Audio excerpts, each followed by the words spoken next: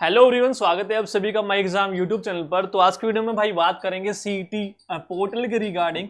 देखो, आपका जो पोर्टल ओपन हुआ है करेक्शन पोर्टल, इसका नाम ही क्या है भैया, करेक्शन। यानी कि जब आपने फॉर्म फिल किया, आपने कोई गलती कर दी, आप उसको करेक्ट करना चाहते हो, यही तो हुआ पोर्टल का मतलब। लेकिन जब आपका पोर्टल ओपन किया, बहुत सारे बच्चों ने देखा कि केवल इसमें आप कैटेगरी चेंज कर सकते हो। मान लो आप किसी भी कैटेगरी से बिलोंग करते हो, एससी बीसी या बीसी बी, ठीक है, किसी भी कैटेगरी से, और आपका फॉर्म फिल नहीं हो पा रहा था और आपने जनरल कैटेगरी, मेरे पास भी जब बहुत सारे साथियों के मैसेज आए थे, मैंने बोला था भाई कम से कम फॉर्म तो अपना भर दो, ना भरने की बजाय जनरल से भर दो, पेपर तो दे पाओगे, ठीक है।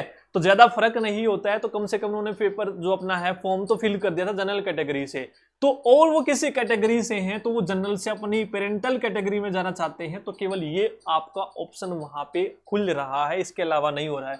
और इसमें भी कंडीशन क्या कर दी कि आपके पास जो आपने अप्लाइड की थी वो होनी चाहिए तारीख 14 जून या उससे पहले की, ठीक है, सरल पोर्टल पर। भैया मेन दिक्कत तो यही है कि आपकी जो सरल पोर्टल है वही काम नहीं कर रहा था, जिसकी वजह से बच्चों के डॉक्यूमेंट नहीं बन पाए थे।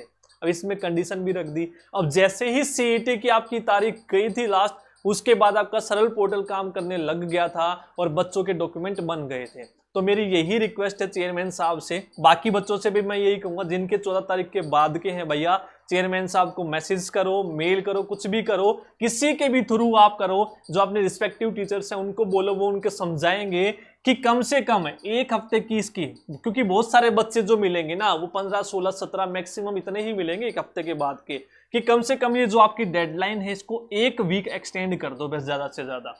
क्योंकि सीईटी की जो लास्ट डेट थी, फॉर्म फिल बंद हो गए थे, उसके तुरंत बाद आपका सरल पोर्टल काम करना शुरू कर गया था। वो सारे बच्चों के स्टेटस कैंसिल दिखा रहा था, ठीक है, ये नहीं अप्लाई तो बहुतों ने किया होगा, लेकिन किसका नहीं हो पाया था, किसी का कैंसिल हो गया, तो कुछ बच्चे एक आध ऐसे रह गए होंगे, तो वो पेपर में बैठने से अपने जो है वंचित ना रह पाए, तो वो भी पेपर दे पाए, उनके लिए भाई ये वीडियो है।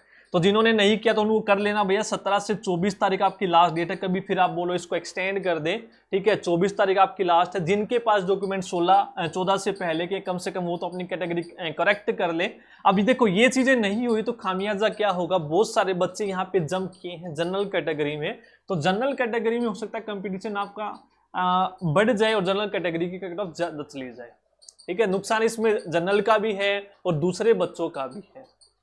तो मेरी ये रिक्वेस्ट है सभी बच्चों से, भाई अपने लेवल पे आपने मैसेज करें, मेल करें, और अपने टीचर्स को भी बोले, क्योंकि उनके लिंक भी हैं और उनके पास फोन नंबर भी, कॉन्टैक्ट नंबर भी है, वो चेयरमैन साहब को बोले कम से कम इसकी एक हफ्ता जो है डेट बता देनी चाहिए, ठीक है, कम से कम तो एक हफ्ता बढ़ा देनी चाहिए भाई, ठीक है।